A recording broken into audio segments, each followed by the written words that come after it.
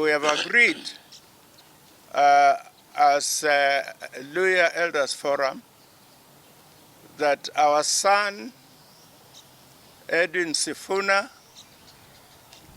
has been accepted by a lot of Kenyans. In fact, we are glad that Sifuna's journeys did not start in Luhya land. This young man has been, I think, close to 17 counties before he came here. So we as elders, we are right behind him. We are wishing him well. If he was here, we would put our hands on him, on his head, and say, son, go ahead and join others in effort of trying to produce new leadership in Kenya.